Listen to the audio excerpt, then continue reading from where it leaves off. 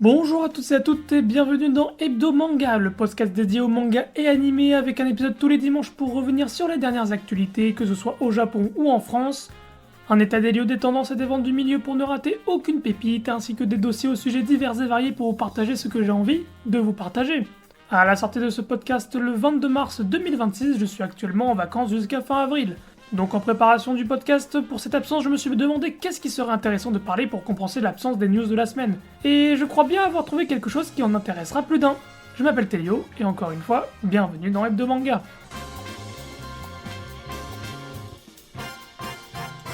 Donc avec cette absence, laissez-moi vous présenter brièvement les podcasts des prochaines semaines. Le 29 mars, on parlera des sorties manga d'avril, le 5 avril, des nouveaux animés de printemps. Les 12 et 19, on reviendra sur les ventes manga en France de 2025 avec un bilan complet par éditeur, et vu la longueur, je divise ça en deux podcasts distincts.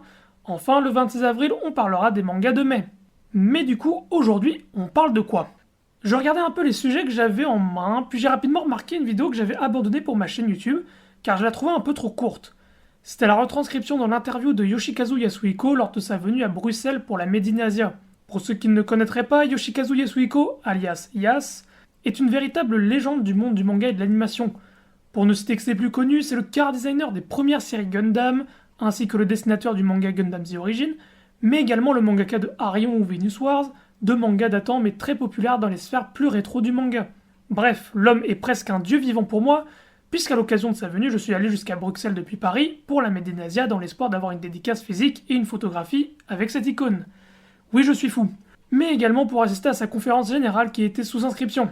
J'avais donc tout bien noté pendant celle-ci, mais le condensé était assez court et mon portable avait une qualité photo et vidéo tellement mauvaise qu'aucune image n'était vraiment exploitable. Puis c'est là que je me suis rappelé qu'en podcast, le visuel n'entache en rien la qualité du contenu. Ainsi donc, vous retrouverez dans ce premier podcast de vacances la retranscription complète de la conférence de Yas, l'un des créateurs originaux d'une des plus grandes licences de l'animation et dessinateur du chef-d'œuvre du même univers, à savoir Gundam et Gundam The Origin. Celle-ci sera sous format dialogue pour m'éviter des tournures de phrases répétitives comme la question était, puis la réponse était, qui sont très indigestes. En espérant que mon jeu d'acteur vous bluffe, je vous souhaite une bonne écoute.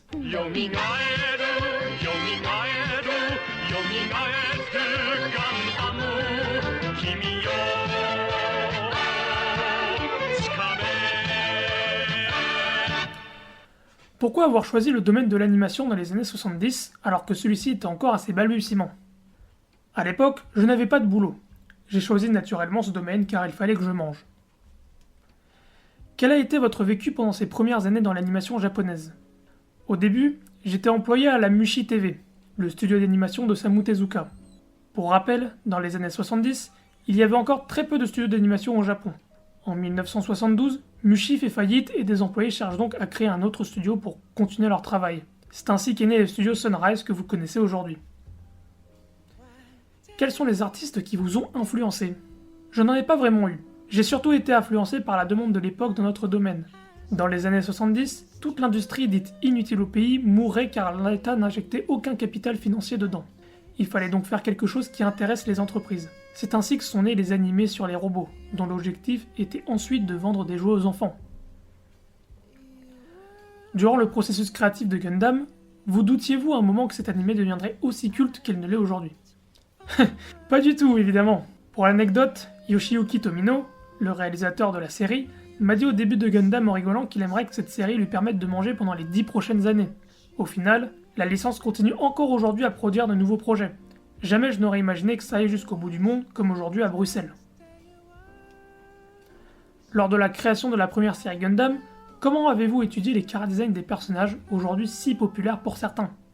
Je ne me souviens pas vraiment. Tout ce dont je me rappelle, c'est que Tomino avait demandé des personnages dont l'apparence ne faisait pas héros, ce que j'avais beaucoup apprécié. Cette idée de prendre à contre-courant les tendances m'avait plu. Aujourd'hui, sauriez-vous dire pourquoi Gundam a été si influent? Pour moi, il y a deux éléments importants. Le premier, c'est que les protagonistes étaient plus des anti-héros que de vrais héros, aux allures assez inhabituelles, et qu'ils soient de typés étrangers. Pour prendre exemple, Char Aznable est blond aux yeux bleus. À l'époque, c'était un pari risqué, mais aujourd'hui, on peut le considérer comme payant. Plusieurs années après la fin de la série, vous voici de retour sous format manga, avec le manga Gundam The Origin, une série qui se veut comme un reboot de la genèse. D'où vous est venue cette idée et cette envie de recommencer cette histoire.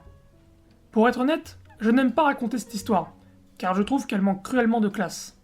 Au départ, quand les éditeurs sont venus me voir pour m'en parler, j'étais contre cette idée.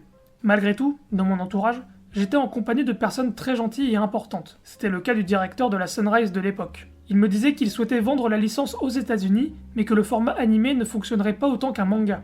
Finalement, après plusieurs relances insistantes de leur part, j'ai fini par accepter le format manga. La morale de cette histoire n'est pas la plus glorieuse, mais c'est ainsi que les choses se sont faites.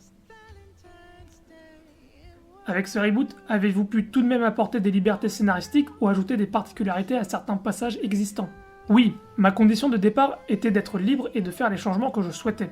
Donc j'ai pu rendre l'histoire plus claire et lisible par rapport à la série originale. Quelles ont été les deux plus grandes différences entre le manga et l'anime selon vous? Il y a deux choses selon moi. De 1, l'ordre des événements a été réajusté entre la série animée et le manga. De 2, l'ajout du passé de Char Aznable a permis de rallonger l'histoire originale et ajouter un background à ce personnage marquant. Votre style est reconnaissable sur papier. Comment le définiriez-vous? Je ne pense pas avoir d'éléments trop spécifiques. Dans ce cas, comment décririez-vous l'évolution de votre trait au fil des années? C'est très difficile à répondre. J'ai tendance à imaginer au fur et à mesure ce que je crée, ce qui explique que certaines histoires soient plus longues que prévu. Ce que j'aime, c'est que je ne sais jamais comment ça va se finir, et ça donne du piquant à mon travail.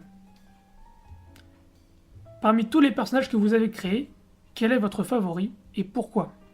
Vous êtes sûrement tous là pour Gundam, alors vous imaginez bien la réponse. Amuro Ray et Char Aznable. Pour l'anecdote, Amuro a un uniforme tricolore par rapport à la France, et Char arbore des couleurs en lien avec l'Allemagne. Pourtant, je pense que Char a plus de succès auprès des francophones malgré qu'Amuro soit plus proche d'eux. Quand vous voyez l'impact qu'a pu avoir Gundam à travers le monde, quel sentiment cela vous procure-t-il? Cela va vous paraître étrange comme réponse, mais tout cela me dépasse complètement. Cependant, j'en suis bien sûr très heureux. Ce qui me fait très plaisir dans l'évolution de Gundam, c'est de voir des jeunes talents faire évoluer la série à leur manière. Je me sens un peu comme un père qui voit ses enfants grandir.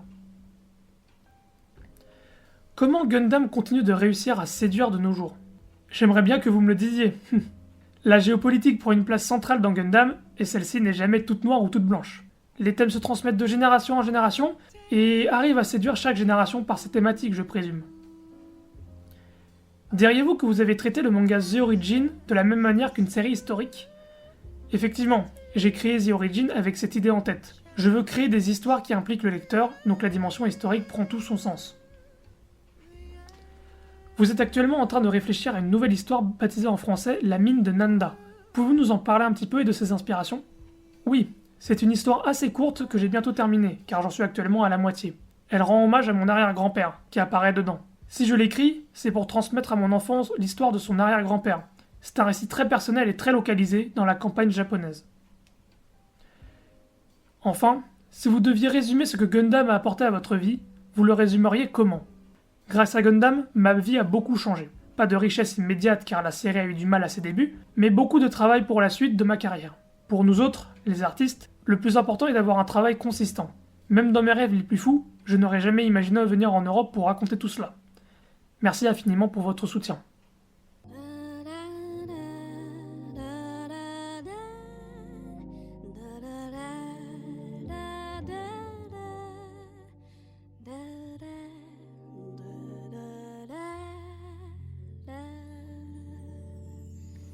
Et voilà, c'est ainsi que s'achève la retranscription assez amateur que j'ai pu faire de l'interview de Yoshikazu Yasuhiko à sa venue à Bruxelles pour la Made in Asia de octobre 2025. J'espère tout de même que ça vous aura plu et que ça aura apporté quelque chose aux fans de Gundam qui n'avaient pas pu être présents à ce moment-là. Pour rappel, la semaine prochaine, on parlera des sorties du mois d'avril en manga en France. Je vous remercie de m'avoir écouté, c'était Elio, et à la prochaine pour un nouveau Hebdo Manga. Ciao!